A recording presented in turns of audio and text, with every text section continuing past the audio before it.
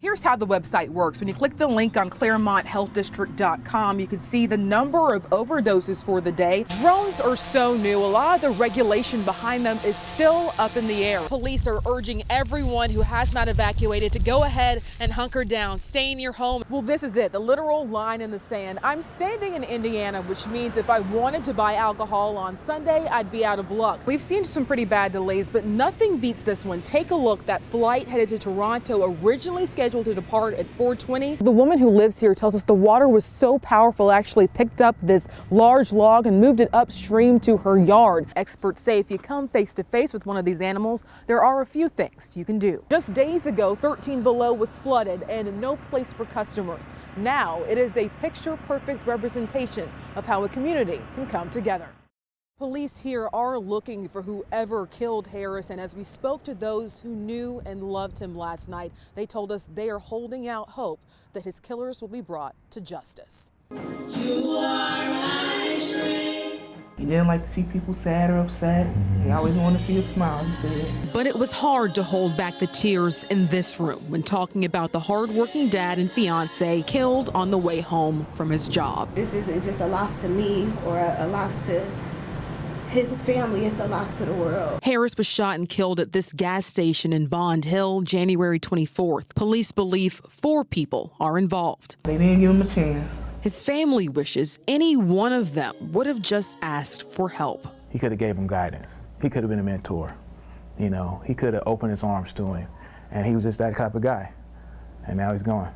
He did not deserve this. We are coming for justice. Left behind, his 16-year-old daughter, keeping his spirit alive. He was the best dad ever, and I know that he still will for me. And the rest of his loved ones, keeping the faith. It's gonna be all right. Something is gonna happen. They can't hide for long. We just have to, you know, put it in God's hands and see it as it's something, a reason that he took him. You know, now he's our guardian angel. This is pretty scary, but neighbors tell us it was so much worse earlier this morning. And now, even as the water started to go down, many people are stranded. You can see this Honda Civic is up to its tires in water, and several people are now waiting for rides to get out. When you see the water keep rising and rising and rising, that was scary. It didn't take long for this Fort Pierce apartment complex to become a disaster zone. In an hour, we were getting 3 inches every hour. You should have seen this. This was like Titanic. Like the second floor to the second step, it was nothing but water. As first responders stepped in and neighbors tested their luck getting out, Lana Malone knew walking away wasn't the safest option. I walked down from here to there 4 times. It was scary. I didn't want to walk through the water because there's alligators over here, there's snakes. The only way in and out right now is with a truck or SUV with a lift kit. So those who couldn't hitch a ride with a neighbor did so with Fort Pierce police. God forbid if I opened the door, that would have been a stray dam coming through. But for many, it's about more than getting out. It's about how to salvage what's inside. And I don't have the flood insurance, never even dreamt that I would need it to have it, because I'm not even by none of the ponds or the lakes that we have out here. A choice that will cost her thousands. I have lost a vehicle and I have lost a 3-bedroom, 2-bath apartment all within 2 hours. Memories and property waterlogged as hundreds are now just trying to keep their heads above water. Now we just showed you some very lucky people who were able to navigate through the water in their sort of high-profile vehicles. But of course, emergency officials always say not to drive through water deeper than you can see. Reporting in Fort Pierce, Kristen Swilley, WPTV News Channel 5. The suspects in this case are here in jail. The victim tells us one of them is a family member. The other she trusted with repair work she thinks ultimately opened the door to this crime. First thing I thought when that guy was, when he told me that, I thought I was dead. When Linda Roberts woke up to a burglary around 4 a.m. Tuesday, she was terrified. When I lay at night and close my eyes, all I can see is that him hold me down. I just can't get past it right now. It's going to take me a long time. But what's even more upsetting is who allegedly stole from her. Cassandra Tincher and Justin Newcomb, her granddaughter and her boyfriend, are accused of robbing her while their baby sat outside in the car. They needed groceries. I was there. they need a diaper for that baby or food, I was always there.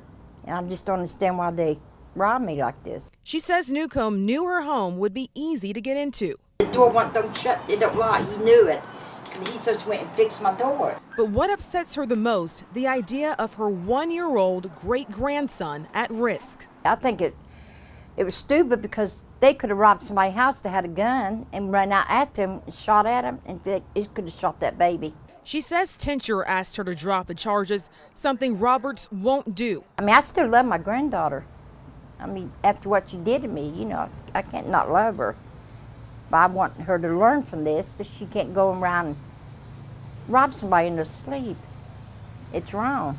Tincher and Newcomb are due in Middletown Municipal Court next week. That 1-year-old child is staying with family. Reporting in Middletown, Kristen Swilley, 9 on your side. It was a one-man staff, really, for the most part in its early days. 99-year-old Marjorie Parham will tell you her late husband, Gerald Porter's first love was his newspaper. It's given African Americans a voice. And when it debuted in 1955, the Cincinnati Herald spoke loudly, celebrating the joy of weddings, lamenting the loss of life. Things that might have been smoothed over or overlooked or underreported. It is the kind of defiance the publisher of The Union, another black newspaper in Cincinnati, embodied decades earlier. If you were compiling a list of the most influential people in Cincinnati history, Wendell Phillips Dabney's name would definitely be on that list. Writer, editor, salesman, Dabney was the paper, and the paper was Dabney,